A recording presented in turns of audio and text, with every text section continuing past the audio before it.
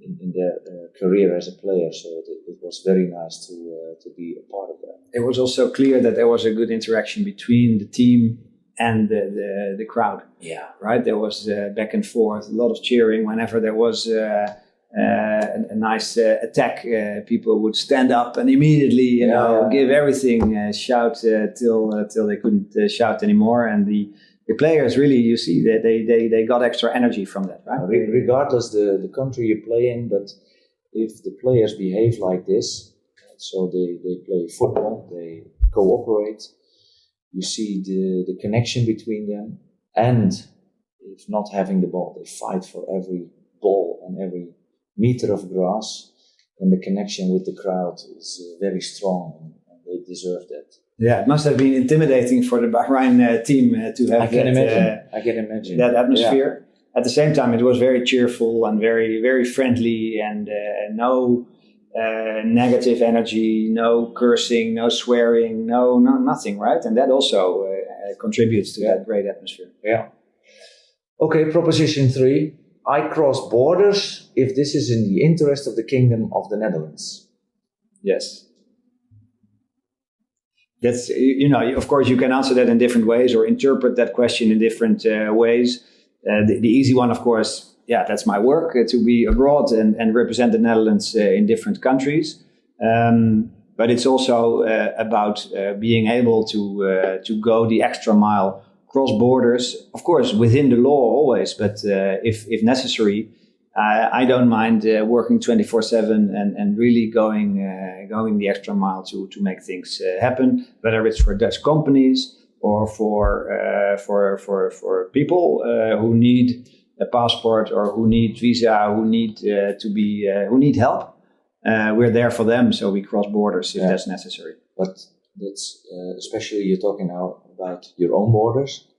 Are there any other borders you can cross or have to cross? I ask this question because I always ask coaches and players if they cross borders, and everybody first talks about their own borders. And so being able to work not 24/7 but longer as that. But in sport, you also have to deal with an opponent, with a referee, with certain rules. And sometimes you need to be on the edge of the borders and think of as a player, making a foul, or as a coach,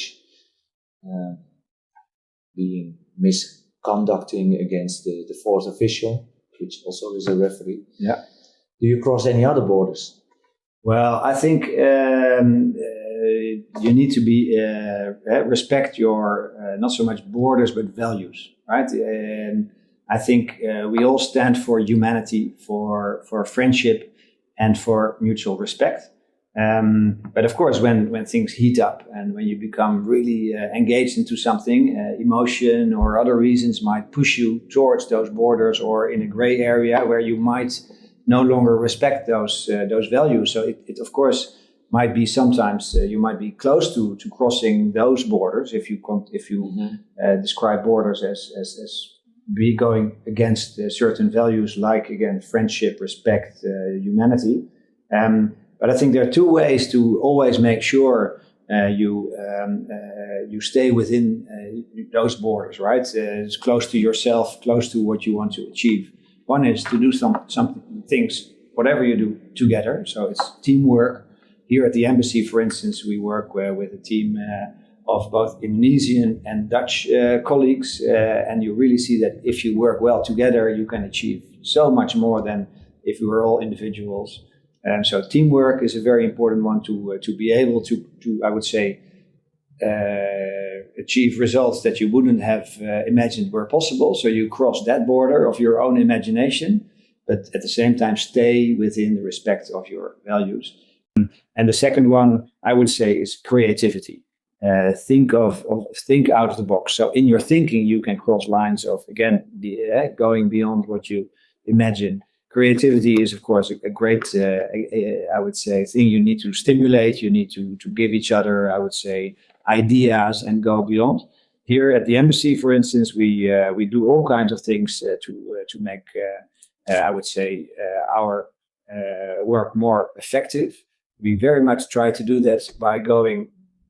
For instance, we try to work with Indonesia on making Indonesia's economy greener. Right? It's about renewable energy and making Indonesia ready to combat climate change, which is also in the interest of the Netherlands, of course, and of the whole world. Indonesia being such a big country with forests, with wonderful, I would say, richness in species. If we do that, we also want to do this within our own embassy. So we call that we walk the talk, right? So we work. We no longer, when we have business trips on Java, we don't fly anymore. We take the train. When we talk about the circular economy, right, reusing things, for instance, we also organized. Last week we organized a swap market. So all colleagues brought in clothes and other items they don't use anymore, but are still good. Yeah. And we gave everyone the opportunity to choose from those items. And that kind of creativity, I would say, right? Great ideas that are, maybe don't make a big impact right away, but it's about giving people ideas. That kind of creativity can also help cross borders in your mind. I can imagine. Okay, proposition 4: living a political life is fun. Well, sometimes, I'm first of all, is it? Yeah, I should yes or no. No. First of all, I'm not a politician, so and I really wouldn't want to be a politician because I admire also. I would call myself a diplomat. A diplomat, yeah. Okay. So I'm not an elected politician in a public function. I have a public position, of course, but I, in the end, a civil servant for the government of the Netherlands. So the Minister of Foreign Affairs is my political boss, so to say. And nowadays, people who are willing to take up a position like that or who are in Parliament. I think it's really important that people do that. I admire them because you try to strive for your ideals, but you'll get a lot of attention, but also sometimes negative attention on social media, etc. And in my position, I'm able to stay away from that a bit more because I'm again not a politician.